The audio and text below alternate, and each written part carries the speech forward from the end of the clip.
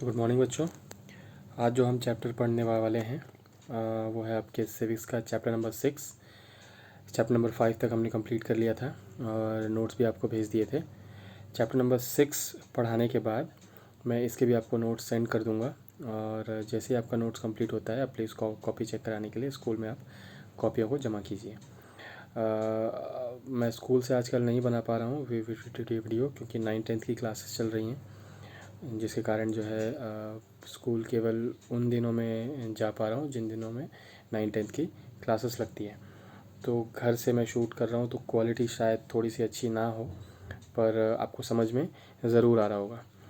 तो ये जो 6th चैप्टर है हमारा रूरल एडमिनिस्ट्रेशन, इससे पहले हमने देखा था कि अलग अलग टाइप के एडमिनिस्ट्रेशन जो हैं वो किस तरीके से काम करते हैं ट्राइबल एरियाज़ में या फिर दूसरे एरियाज़ में। आज हम देखने वाले हैं रूरल एडमिनिस्ट्रेशन। रूरल एडमिनिस्ट्रेशन का मतलब है कंट्री साइड, यानी कि गांवों में जो है किस तरीके से एडमिनिस्ट्रेशन होता है, किस तरीके से काम होता है। तो गांव में जैसा कि आपको पता है कि जो बॉडीज़ होती है इलेक्टेड बॉडीज़, उसको ग्राम पंचायत कहते हैं। तो ग्राम पंचायत में जो है सरपंच होते हैं, पंच होते हैं, सेक्रेटरीज़ होते हैं। तो ग्राम पंचायत का काम किस तरीके से होता है और वो गांव के लोगों के लिए वेलफेयर के लिए कैसे काम करती है, सरकार से उनको क्या मदद मिलती है, यही हम इस चैप्टर में देखने वाले हैं। तो सबसे जो पहला पॉइंट है वो है रोल ऑफ ग्राम पंचायत की। ग्राम पंचायत करता क्या है? तो ग्राम पंचायत का जो सबसे मेन रोल है, सबसे इम्पोर्टेंट रोल है, वो ये है कि सरकार की जितनी भी योजनाएं हैं, सरकार की जितनी भी वेलफेयर प्रोग्राम्स हैं सरकार के लोगों के लिए, उसको जो है आम लोगों के पास लाना, आम लोगों को उससे इंट्रोड्यूस करवाना और गांव में उसको अप्लाई करना, गांव में उसको लगाना। उससे क्या होता है, देखिए सबसे जो इम्पोर्टेंट चीज़ है वो ये है कि सरकार के पास वेलफेयर प्रोग्राम्स बहुत सारे हैं, लेकिन लोगों को इसकी जानकारी नहीं होने के कारण लोग इसका जो है पूरा फ़ायदा जो है वो नहीं उठा पाते, जिसके कारण जो बेसिक प्रॉब्लम्स हैं वो सॉल्व नहीं हो पाती। तो यहाँ हमको देखना है कि ग्राम पंचायत का रोल क्या है। तो ग्राम पंचायत का रोल है गांव के हर एक आदमी को, छोटे से छोटे व्यक्ति को जो भी समस्याएं हैं, जो भी दिक्कत हैं, उसको जो है सॉल्व करना है ग्राम पंचायत का काम। दूसरा जो सबसे इम्पोर्टेंट काम है वो है गांव का विकास करना, गांव में जो है खुशहाली लाना, वो चाहे खेती के मामले में हो, एनिमल हस्बेंड्री के मामले में हो, गांव में सड़कें बनाने के पे हो, गांव में हॉस्पिटल्स बनाने पे हो, गांव में स्कूल बनाने पे हो, गांव के हर एक आदमी को रोज़गार उपलब्ध करवाने पे हो। तो ये सारी चीज़ें जो है ये ग्राम पंचायत के अंडर जो है वो आती हैं। सरकार की कुछ योजनाएं हैं जो लॉ बना के पास की गई हैं, वो है फूड सिक्योरिटी बिल, कि हर एक आदमी को जो है खाना मुहैया करवाना है। तो गांव में इसकी ज़िम्मेदारी पंचायत पे होती है, ग्राम पंचायत पे होती है। राइट टू एजुकेशन, आरटी, जिसके तहत हर बच्चे को फ्री एजुकेशन मिलना ज़रूरी है, इसकी ज़िम्मेदारी भी जो है गांवों में वो ग्राम पंचायतों पे होती है। तो ग्राम पंचायत का एक बड़ा रोल है। एक चीज़ और बता दूं मैं आपको कि गांवों में जो मुख्य मुद्दा होता है, जो मुख्य टॉपिक होता है, जो मेन टॉपिक होता है, वो होता है ज़मीन। गांवों में जितने भी झगड़े होते हैं, जितने भी फसाद होते हैं, वो ज़मीन को लेके होते हैं, लैंड्स को लेके होते हैं। तो गांवों में आज भी जो लैंड का, जो ज़मीन का जो रिकॉर्ड है वो हार्ड कॉपी में ही रखा जाता है, वो फाइलों में ही रखा जाता है। अब तक वो जो है डिजिटलाइज नहीं हुआ है, अब तक उसकी सॉफ्ट कॉपी जो है वो कहना चाहिए पूरी तरीके से प्रिपेयर नहीं हुई है। शुरुआत हो चुकी है, कई जगह पे होता है ये, लेकिन सारी जगह पे ये लग गया है, ये कहना गलत होगा। अभी भी जो है इन सब चीज़ों को फाइलों में रखा जाता है, हार्ड कॉपी इसकी मेंटेन की जाती है और इसीलिए वहाँ पे इम्पॉर्टेंट रोल हो जाता है पटवारी का। अब ये पटवारी कौन है? तो पटवारी जो होता है वो एक ऑफिसर होता है, गवर्नमेंट ऑफिशियल होता है।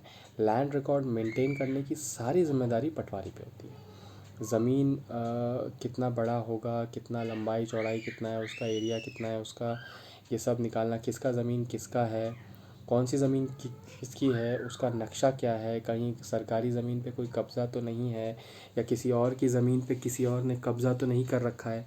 ये सारी चीज़ें देखना पटवारी का काम होता है। तो पटवारी का रोल बहुत अहम होता है। अच्छा, तो ये पटवारी किसके अंडर काम करते हैं? तो ये पटवारी काम करते हैं तहसीलदार के अंडर। एक तहसीलदार के अंडर, एक डिस्ट्रिक्ट के तहसीलदार के अंदर, उस डिस्ट्रिक्ट में जितने भी, तहसील में, डिस्ट्रिक्ट में नहीं कहना चाहिए, तहसील में जितने भी पटवारी काम करते हैं वो सब तहसीलदार के अंडर आते हैं। कहना तो फिर हम ये कह सकते हैं कि ज़मीन मामले में जो सुप्रीम होते हैं वो तहसीलदार होते हैं। लेकिन इसका मतलब ये नहीं कि तहसीलदार कोई भी फ़ैसला ले सकते हैं। अगर तहसीलदार कोई गलत फ़ैसला लेते हैं तो आप डिस्ट्रिक्ट मजिस्ट्रेट या फिर कलेक्टर जिनको कहते हैं, आप उनसे जो है उनकी कंप्लेन कर सकते हैं, क्योंकि वो अध्यक्ष होते हैं इन सब चीज़ों के, वो अध्यक्ष होते हैं। तो पटवारी अगर कोई गलती करता है तो आप तहसीलदार से कंप्लेन कर सकते हैं। तहसीलदार का काम अगर आपको सही नहीं लगता तो आप कलेक्टर महोदय से इसकी कंप्लेन जो है वो कर सकते हैं। तो यहाँ मैंने आपको बताया कि पटवारी का रोल क्या है, तहसीलदार का रोल क्या है। अब मान लीजिए कि मतलब इन तक मामला गया ही नहीं, लोगों ने आपस में जो है किसी चीज़ को लेकर झगड़ लिए लोग, तो इसको सॉल्व करने के लिए गांव में क्या पुलिस स्टेशंस हैं? तो कई गांवों में पुलिस स्टेशन नहीं है, अभाव है उसका। कई जगह ऐसा देखा गया है कि 10-12 गांव को मिला के एक पुलिस स्टेशन है। तो हाँ, इसकी कमी तो है, ज़रूर है, लेकिन जिन गाँवों में पुलिस स्टेशन हैं तो उनका रोल क्या है? उनका रोल है, उनको देखिए, गाँव में भी क्राइम्स होते हैं, लेकिन ज़्यादातर मामले जो हैं क्राइम के भी मामले, वो प्रॉपर्टी से जुड़े ही होते हैं, वो ज़मीन से जुड़े ही होते हैं। तो गाँवों में पुलिस स्टेशन का क्या काम होता है, या पुलिस स्टेशन जो है वो कैसे कंट्री साइड में काम करती है, तो ये समझने के लिए हम देखेंगे कि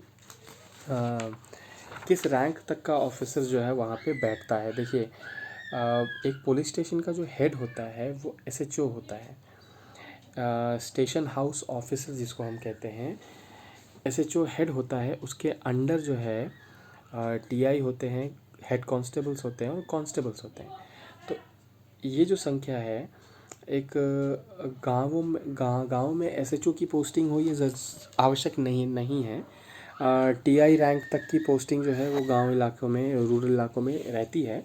और एसएचओ जो है वो, जैसा मैंने आपको बताया कि 8-10 गाँव को अगर मिला दिया जाए, तो 8-10 गाँव को मिलाने के बाद जो एक थाना बनता है, एक स्टेशन बनता है, उसमें एसएचओ जो है वो बैठ सकते हैं। डिस्ट्रिक्ट लेवल में भी पुलिस स्टेशन होते हैं, डिस्ट्रिक्ट पुलिस स्टेशन उसको कहा जाता है। बड़े मामले निपटाने के लिए वो स्टेशन जो है वो काम आता है। अब जो अगला चीज़ है हमारा, वो है हिंदू सक्सेशन एक्ट 2005। 2005 में हिंदू सक्सेशन एक्ट क्या है? हिंदू सोसाइटी में जब प्रॉपर्टी जो है वो सक्सीड की जाती थी अगले जनरेशन को, तो ज़्यादातर जो है बॉयज़ के हिस्से में ही प्रॉपर्टी दी जाती थी। ज़्यादातर नहीं, बॉयज़ के हिस्से में ही दी जाती थी।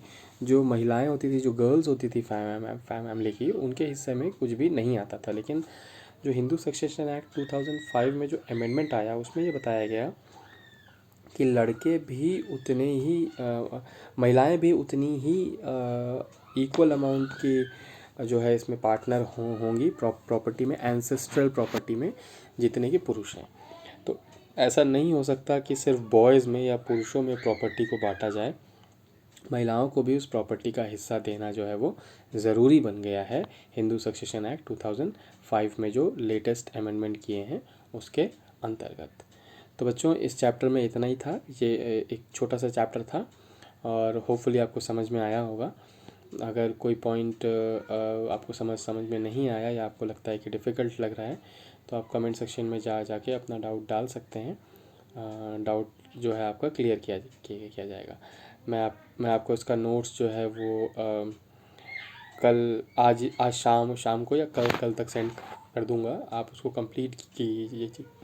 कंप्लीट करके रखिए, और अगले चैप्टर को पढ़ाने के बाद आप जो है कॉपी स्कूल में जमा कर सकते हैं।